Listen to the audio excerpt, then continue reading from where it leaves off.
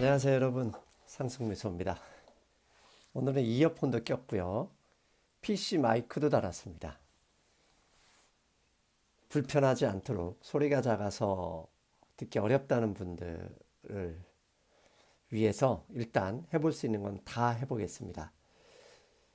현재 시간은 일요일 아침 8시 40분입니다. 모두들 편안한 휴식하고 있는 시간인데요. 오후에 이 업로드할 방송입니다. 지난주 우리 증시도 말할 필요도 없지만 지금까지 어떻게 보면 독야청청했죠.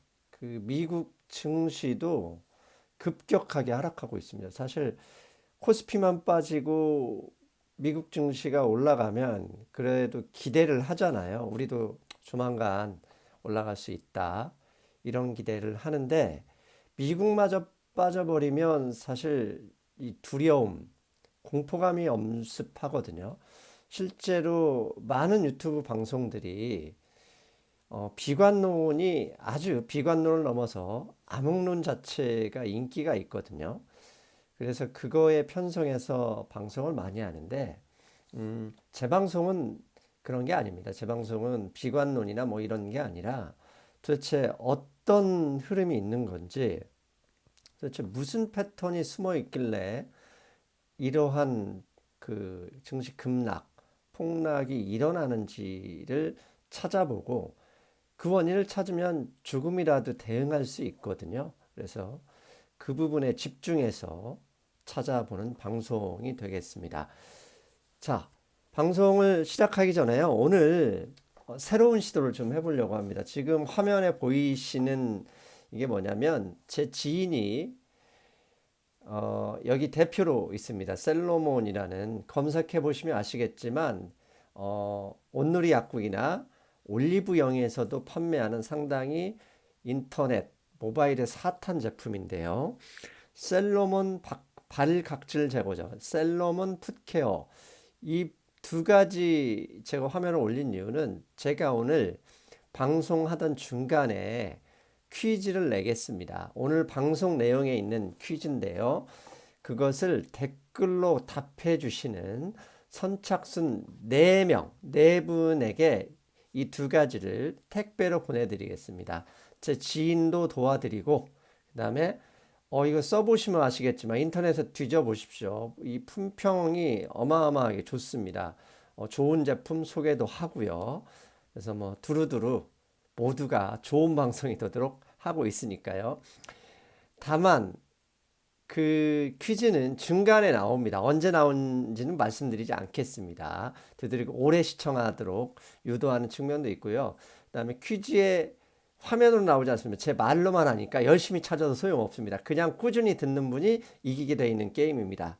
자, 바로 방송 들어갑니다. 그 지난 5주 동안요, 글로벌 전체 주식시장의 마켓캡, 그러니까 시장 가치죠. 시장 가치가 5주 동안 얼마가 줄었냐면 무려 9조 달러가 사라졌습니다. 그럼 9조 달러가 어느 정도 크냐면요, 금액은 말할 것도 없죠. 우리나라 그 GDP 총액이 1조 7천억 달러 정도 되니까 GDP의 한 6배, 5배 넘는 그만큼 돈이 사라진 겁니다. 상당한 돈이 사라진 거죠. 그런데 우리가 최근 10년 동안 이런 큰 금융시장의 큰 혼란이 언제 겪었냐면 2008년에 미국의 서프라임 사태죠. 이 주택 가격 폭락에 의한 금융위기가 있었지 않습니까? 리먼 브러더스가 파산했고 등등. 그 당시에 날라간 시가총액이 8조 달러였답니다. 근데 그걸 최근 5주 동안 넘어서 버린 겁니다. 어마어마하게 돈이 사라졌고요. 사실 저도 마찬가지고 여러분도 마찬가지고 증시 참여자들은 거의 패닉 상태에 지금 있죠. 지금 보여드리는 그림은 뭐냐면 단순히 빨간색은 그 글로벌 중앙은행들의 대차대조표입니다. 그러니까 대차대조표에서 지금 양적 완화 축소해서 그 채권을 다시 상환시키고 있잖아요. 그 줄어드는 속도와 줄어드는 추세와 글로벌 그 월드 캐피털 마켓, 그러니까 글로벌 주식시장이 이게 상당히 연관성이 높다는 그 관계를 보여주는 거죠. 그런데 이게 추세가 최근에는 글로벌 중앙은행의 대차대표보다 주가 하락이 더 심하게 떨어졌다는 그림을 보여주는 겁니다. 아무튼 중요한 건 이 그림을 신경 쓰지 않더라도 증발한 시가총액이 지난 2008년 금융위기 때 8조 달러보다 최근 5주 동안 사라진 5조 달러, 아니 9조 달러 금액이 훨씬 컸다. 그만큼 우리들 심리적 충격이 대단하다는 거죠. 더욱더 우리를 좀 더 걱정스럽게 하는 게 뭐냐면 미국 주식시장의 폭락세입니다. 여러분도 지금까지 아시겠지만 철저하게 글로벌 주식시장과 미국 주식시장이 디커플링 돼 왔었잖아요. 이 그림이 보면 밑에 붉은색이 그 전 세계 미국을 제외한 전 세계 주식시장 지수고요. 차트고요. 오른 위에 초록색이 미국 주식 차트입니다. 그런데 이게 올해 1월에 같이 시작했다가 3월부터 본격적으로 미국과 글로벌 증시가 디커플링 돼서 우리 글로벌은 계속 빠졌죠. 한국도 마찬가지로 계속 빠졌음에도 미국은 계속 올랐습니다. 한마디로 독약청청했죠. 그런데 이게 10월 들어서 커플링 되고 있는 겁니다. 미국이 그러니까 다른 나라, 미국을 제외한 다른 나라도 하락하고 있지만 미국이 이걸 따라잡고 있는 모양새입니다. 사실 중국 시장이 하락해서 한국도 빠지고 있지만 앞에서 언급했던 대로 미국이 버티고 있으면 그래도 희망을 가질 수 있습니다. 희망을 가져왔던 것도 사실이죠. 그런데 미국이 이렇게 급락해버리자 이 공포감이 진짜 이게 말로 표현할 수는 없을 정도입니다. 그러니까 이렇게 미국 증시가 폭락하게 돼버리면 뭐 전 세계 모든 투자자들이 겁을 집어먹는데요. 오늘 이 시간은 도대체 미국 증시를 이렇게 하락시킨 요인이 무엇이냐, 그걸 찾아보는 시간입니다. 그걸 찾아내야 우리가 대응할 수도 있기 때문이거든요.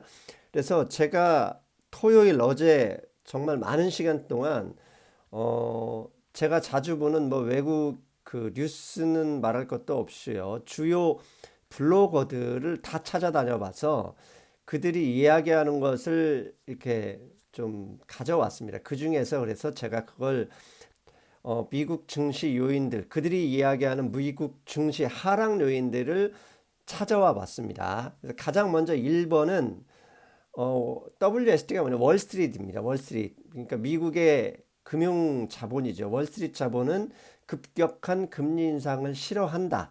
그래서 이번 증시 하락으로 금리 인상을 막아내려는 시도가 아니냐, 이게 가장 많은 의견이었고요. 두 번째는 어차피 이 두 번째도 첫 번째와 뭐 떨어지진 않습니다. 두 번째는 글로벌 중앙은행의 양적 완화 축소, 양적 완화 중단, 이 부분이 합쳐질 경우 2019년에는 금리 인상의 흐름과 합쳐져서 더 많은 유동성 축소를 가져올 가능성이 높다. 이것 때문에 주식시장이 하락한다. 이렇게 분석했던 분들이 있었고요. 세 번째는 알고리즘 트레이딩입니다. 그러니까 일종의 머신닝, 즉 로보 트레이닝이죠. 시스템 트레이딩인데요. 이거에 대한 역효과가 지금 나타나고 있다라고 분석한 들도 있었고요.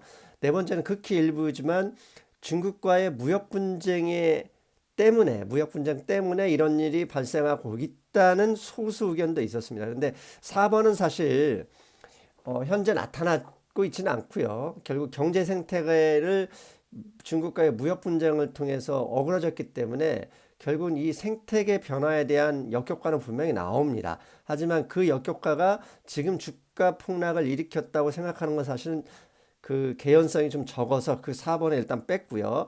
크게 1, 2, 3번 세 가지 의견이 가장 많았습니다. 그 중에 1번과 2번은요, 결국 금리 인상과 관련된 이 변수거든요. 그래서 이 두 개는 한꺼번에 분석할 같고요. 세 번째, 알고리즘 트레이딩. 이 부분도 심각하긴 마찬가지였습니다. 그래서 이 순서는 1, 2, 3번으로 나타났지만 분석은 3번부터 거꾸로 올라가겠습니다. 자, 퀀트 펀드가 뭐냐면 뜬금없이 왜 알고리즘 트레이딩에서 퀀트 펀드 나왔냐면 그 해외에는 기관 투자가 이 펀드 투자의 비중이 높은데 요즘 대세를 차지하는 게 퀀트 펀드입니다. 퀀트 펀드가 뭐냐면 이런 알고리즘 트레이딩, 그 기계가 기계적으로 매매하는 시스템 트레이딩을 주로 하는 펀드인데요. 이 퀀트 펀드가 점유율이 2010년에 시작했지만 이게 지속적으로 올라가고 있습니다. 그러니까 AI, 우리가 알파고로 대변하는 AI를 이용한 이 시스템 트레이딩이 상당히 비중이 높아지는데, 문제는 이 기계적인 트레이딩이 폭락을 일으키는, 무슨 변수 때문에 폭락이 일어나면 더 크게, 더 빠르게 확대 재생산되는 위험성을 가지고 있다고 합니다. 그래서 이 퀀트 펀드, 시스템 트레이딩이 늘어나는 만큼 문제는 특별한 변수가 없어도 시장이 뭐라 그러죠? 눈덩이가 이렇게 굴러서 더 크게 커다란 산세태가 일어나듯이 가격 붕괴를 초래하고 있기도 하고, 지금 현재 그런 상황이 아니냐라고 말씀하시는 분들이 의외로 있었습니다. 사실 이건 상당히 개연성이 있는데, 문제는 이게 얼마나 규모가 있는지, 어떤 변수가 있는지 구체적으로 나온 그림은 없었다는 겁니다. 아무튼 중요한 건 이 시스템 트레이딩의 역효과는 결국 하나씩 하나씩 이제 나오게 될 거라고 봅니다. 그러면 뭐 이 시스템 트레이딩 역효과가 나오는 방법을 해소하려면, 이걸 뭐 정부나 금융 감독 기관들이 어떤 상황이 발생할 때 제재하는 법규나 뭐 이런 게 나와야 되겠죠. 아무튼 이런 우려도 있었습니다. 자, 이제부터는 금리 이야기를 할 겁니다. 앞에서 언급했던 1번, 2번이 결국 금리 인상과 밀접하게 관계가 있기 때문인데요. 제가 금리 인상 얘기를 하려고 하는데, 이제 이 방송을 듣다 보면 분명히 댓글에 이런 이야기가 나올 가능성이 엄청 높습니다. 야, 상승미소 너 6월, 7월에 금리 인상에 대해서 뭐 미국 경제가 충분히 감당할 수 있다며 이렇게 얘기하는데 왜 말 바꾸냐? 여러분, 말 바꾸는 건 이런 걸 말 바꾼다고 하는 게 아니고요. 말을 바꾼다는 얘기는 내가 했던 얘기를 안 했다고 잡아떼는 게 말 바꾸는 겁니다. 말 바꾸는 게 아니라 제가 항상 강조하는 말씀이 있습니다. 뭐냐면 금융시장은 살아있는 생물입니다. 생물은 뭐죠? 그 뇌의 움직임, 뇌는 어떤 변수 때문에 감정을 바꿀지 모르거든요. 그런 것처럼 어제까지 문제되지 않았던 변수가 오늘 문제가 될 수 있습니다. 그래서 저는 이렇게 표현하죠. 문제를 삼으면 문제가 되는 것이고, 문제를 삼지 않으면 문제가 되지 않는 게 금융시장입니다. 그래서 금리 인상도 이제서 문제를 삼고 있기 때문에 시장이 이렇게 움직이고 있는 거고, 이렇게 폭락하는 모습을 보이는 거다라고 말씀드리고 싶은 겁니다. 그래서 엄한 걸로 이렇게 딴지 거시면 안 된다고 말씀드리고 싶어서 그렇습니다. 자, 이제부터 금리 인상과 관련해서 미국 시장이 왜 이렇게 반응하는지, 그 다음에 이에 대해서 도대체 트럼프 대통령이나 월스트리트 그 자본들은 왜 지금 한 번씩 조금씩 나타나서 이에 대해서 발언을 하는지, 이제부터 좀 깊게 쑥 들어가 보겠습니다.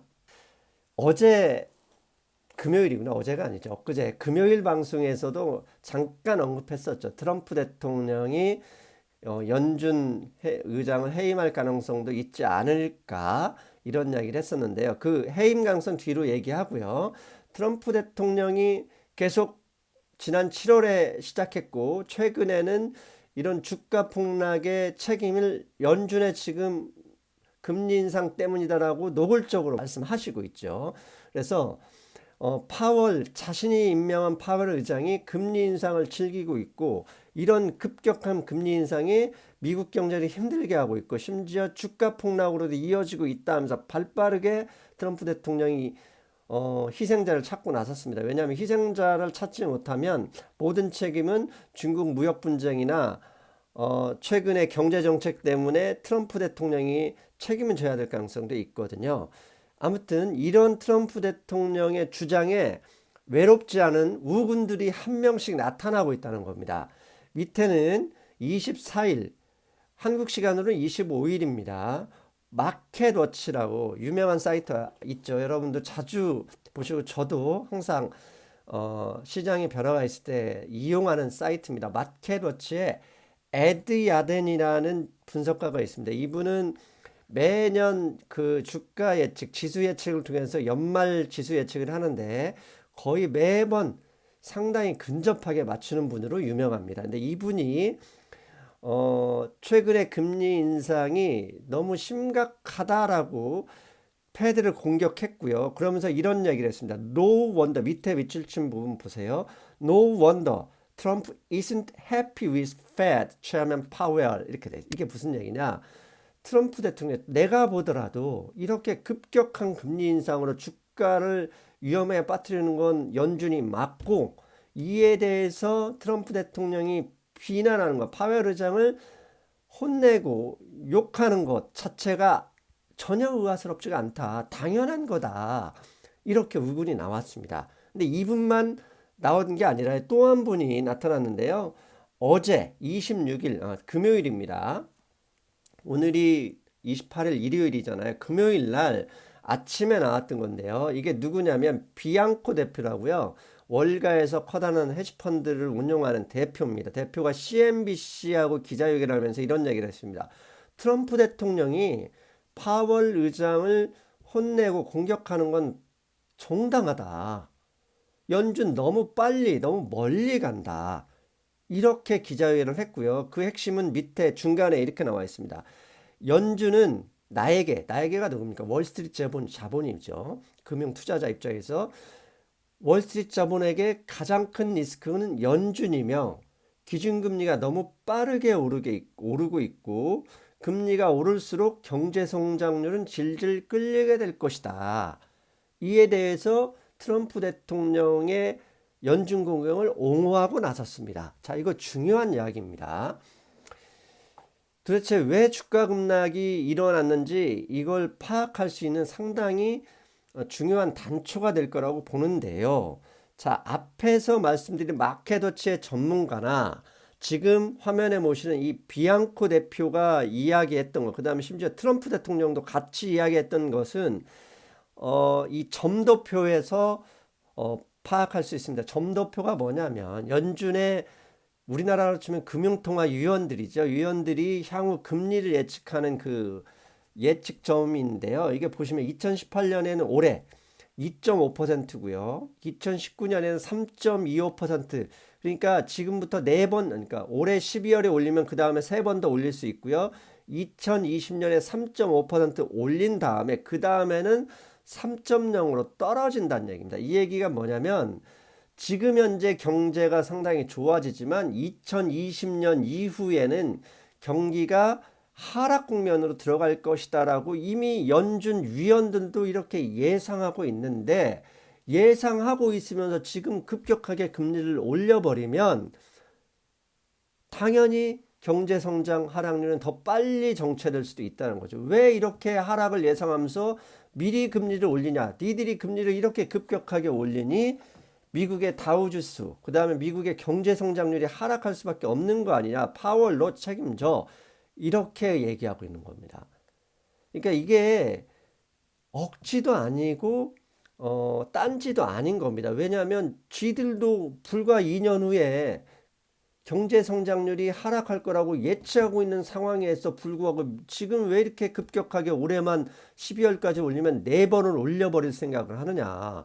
아니 올해 2번, 올해 3번 올리고 내년에 한 2번 올리면서 침체가 예상되는 앞으로 경제 성장률을 더 끌고 나갈 생각을 해야 되는 게 정상 아니냐라고 이야기하는 것들이 트럼프 대통령이나 마켓워치 전문가나 앞에 비앙코 이 대표들이 하시는 말씀들이에요. 이게 상당히 일리 있는 얘기거든요. 그리고 어제 금요일 날 방송에도 올렸었죠. 2018년 미국의 연준이 양적 완화 축소 금액, 거기에 2019년에는 매월 500억 달러씩 추가로 축소할 것이고, ECB 또한 2019년 1월부터는 양적 완화를 중단하기로 결정을 했다. 그렇게 되면 2019년부터 사라질 돈은 무려 올해 것까지 합치면 2조 달러다. 2조 달러나 사라지는데 경제가 계속 진행이 되려면 민간 부분에서 2조 달러를 부채를 일으켜야 똔똔이거든요.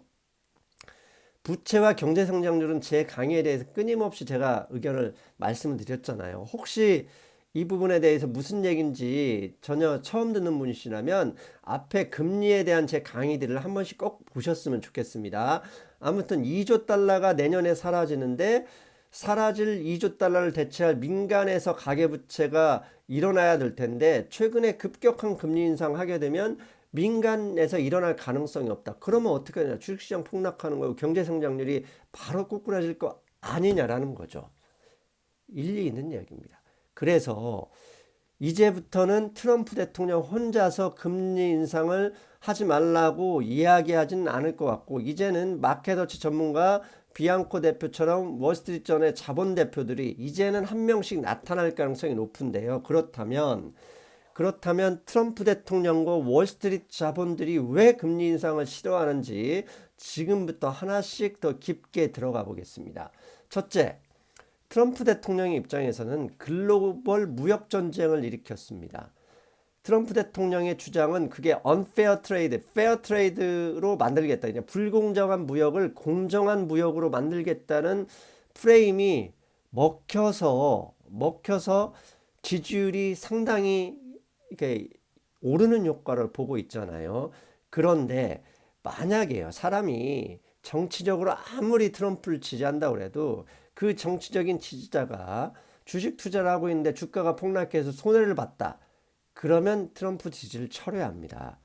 즉 지지율은 내가 내 주머니에 있는 돈이 손해보기 전까지 지지율을 하는 거고요. 돈 잃고 기분 좋은 사람은 세상에 단 한 명도 없습니다. 즉 글로벌 무역 전쟁으로 지금 현재 어수선한 분위기에서 금리 상승으로 주가까지 폭락해버리면 핑계가 트럼프 대통령한테 날아갈 수 있거든요. 왜? 정치적인 구호들, 지금 현재 11월 6일 미국의 중간선거를 앞두고 있는 상황에서 정치적인 구호가 이건 뭐 논리적이고 이성적인 걸 떠나서 감정적인 구호가 먹힐 수 있는 위험성이 있기 때문에 트럼프 대통령이 이에 대해서 반응하는 거고요. 두 번째, 향후 지금 지난번 방송에서 재정적제는 상당히 많이 확대되고 있고요. 2019년에도 이 추세는 변함이 없습니다. 그리고 중국 무역 분쟁으로 요즘 나오는 기사들이 뭡니까? 미국의 물가 인상들이 조금씩 이미 반응하고 있다. 그러면 이게 결국은 내년 초에는 내 소비자 이 지갑이 얇아지는 실질 소득이 줄어드는 효과가 나올 수 있는데 금리까지 올리면 어떻게 되겠습니까? 재정 적자 확대폭은 더 늘어날 수밖에 없고요.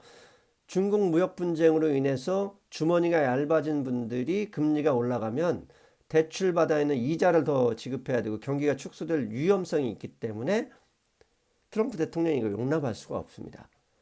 이게 트럼프 대통령이 금리 인상을 싫어하는 얘기고 세 번째 중요한 건 월가죠. 월스트리트 금융자본이 싫어하는 이유는 딱 하나밖에 없습니다. 자본은요. 다른 거 없습니다. 자비, 평판 이런 거 필요 없습니다. 오로지 수익입니다. 그런데 월스트리트 자본이 수익은 뭐죠? 주식 거래. 주식시장 상승할 때 돈을 많이 법니다. 근데 12월에 금리 인상하고 내년에도 3번 올려가서 경기가 침체하게 된다면 이 금융자본들이 돈 벌 수 있는 그 확률이 떨어집니다. 그래서 무조건 금융자본은 금리 인상을 막아내야 되는데 지금까지는 왜 조용히 있었냐? 미국 경제 속도가 상승하는 속도가 그 정도 금리 인상은 충분히 감당할 수 있어라고 생각을 했다가 이제는 아니라고 느끼고 있다는 얘기죠. 그래서 어떻게든 금리 인상을 막아내기 위해서 가장 좋은 방법이 주식시장 하락입니다. 그건 전 세계 어느 산골에 있는 사람들 인터넷만 접속하면 주가가 하락하는지 상승하는지 볼 수 있기 때문에 파급 효과가 어마어마합니다. 상황이 이렇게 되다 보니 불과 일주일 전까지 그 전문가들이 예측하는 확률이 있는데요. 미국 금리 인상 확률이 무려 85%, 90%까지 봤던 이 확률이 60%로 떨어졌습니다. 상황이 이런 상황이라면 하루 이틀만 더 하락하면 12월 금리 인상 자체는 물 건너 갈 수도 있고요. 12월에서 멈추는 게 아니라 내년 19년 금리 인상 예정이 3번인데 그것조차 다 줄여들 가능성이 충분합니다. 즉 금리 인상 부분을 막아낼 수만 있다면 미국의 월스트리트 자본들이 주가 하락도 여차해서 밀어내버릴 수 있다는 거죠. 이런 흐름은 최근 금 가격의 상승에서도 연유되고 있다고 봅니다. 금은요, 금 가격은 가장 싫어하는 게 인플레이션 그런 거 아닙니다. 금 가격이 상승하는 것은 무조건 금리 인상을 싫어합니다. 왜냐?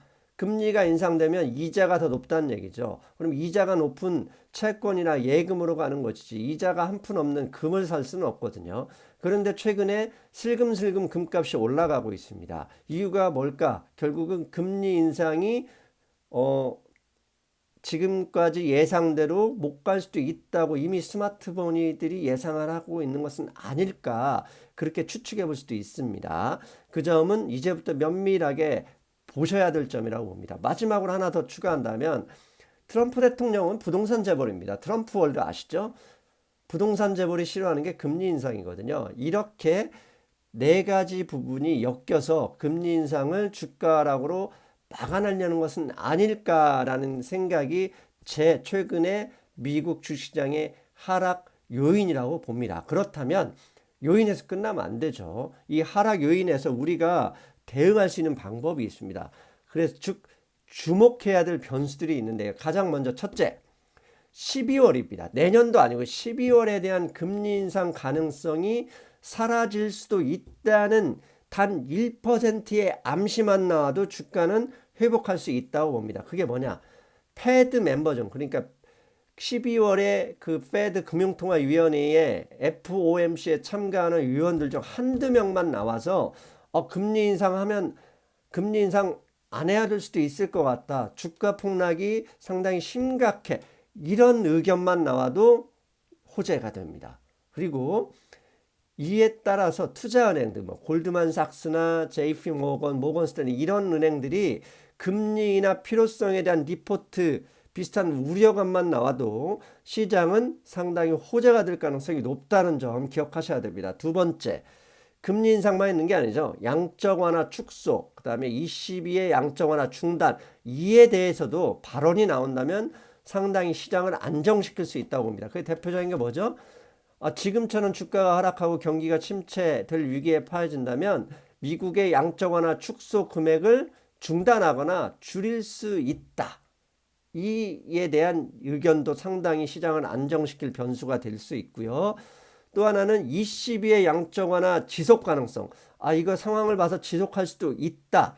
이런 언급, 누군가라고 하는 ECB 관련된 사람이 해야 되겠죠. 한국 사람이나 미국 사람이 하는 건 전혀 의미가 없습니다. ECB는 독일 재무장관이나 아니면 ECB에 있는 소속되어 있는 어느 누구라도 이런 이야기를 하면 시장은 안정될 요인이 된다고 봅니다. 마지막 또 하나가 있죠. 제가 지난번에 그냥 가십 형태로 말씀드린 트럼프 대통령이 파웰 의장을 해임 가능성에 대한 언급, 이런 기사만 있어도 상당히 좋습니다. 왜? 한 가지 생각해 보세요. 금리 인상을 싫어할 사람은 단 한 명도 없고요. 이 금리 인상을 저지시키는 게 좋다는 그런 것을 모를 비즈니스맨 출신 트럼프 대통령이 절대 아니란 얘기입니다. 자, 마지막으로 이제 금융시장 변수, 한국에만 있는 금융시장 변수를 말씀드리기 전에 퀴즈를 내겠습니다. 제가 강의 열중하다 보니까 퀴즈도 없이 갔습니다. 자, 여러분, 퀴즈.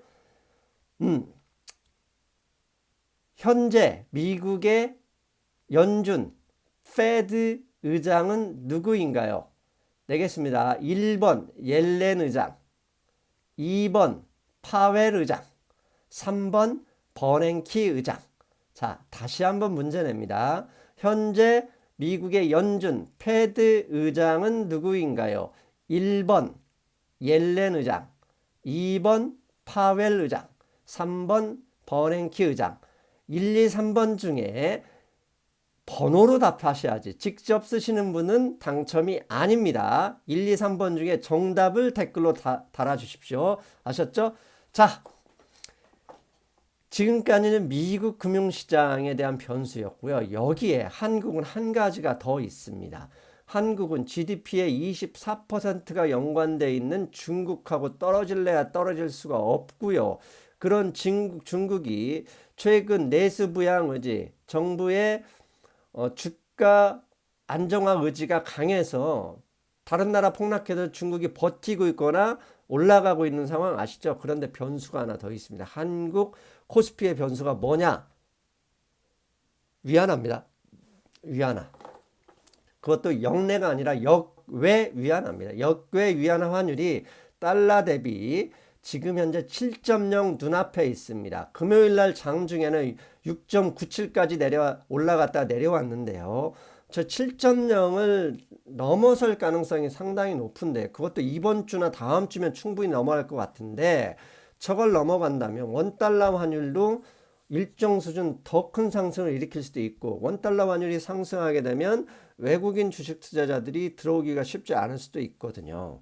그 변수가 있으니 앞에 금리 인상 저지에 대한 발언들이 나오는 게 호재임에도 불구하고 위안화 환율이 7.0을 넘어서는지 그 여부도 우리 코스피 투자자 입장에서는 주목해야 될 것 같습니다. 자, 여러분 31분 동안 달려왔습니다. 짧게 하려고 했지만 쉬는 시간도 없었는데도 이렇게 길어졌습니다. 하지만 여러분들 제 방송 항상 들어주시면서 이렇게 응원해 주신 분들 그 말씀드리고요. 이 방송 준비하는데 방송 시간은 얼마 되지 않지만 이 정보를 탐색하는데 무려 3시간, 4시간 가까이가 걸립니다. 그 점 좀만 더 양해해 주시고, 이 방송이 좋았다고 느끼시면 혼자만 보지 마시고요. 여러분 카톡 단체방에 적극적으로 공유, 추천, 좋아요, 구독 신청 눌러주시면 저에게 힘이 될 것 같습니다. 여러분 일요일 행복하게 보내시고요. 저는 이제 이 복장 보시죠? 운동하러 가야 되겠습니다. 여러분 안녕.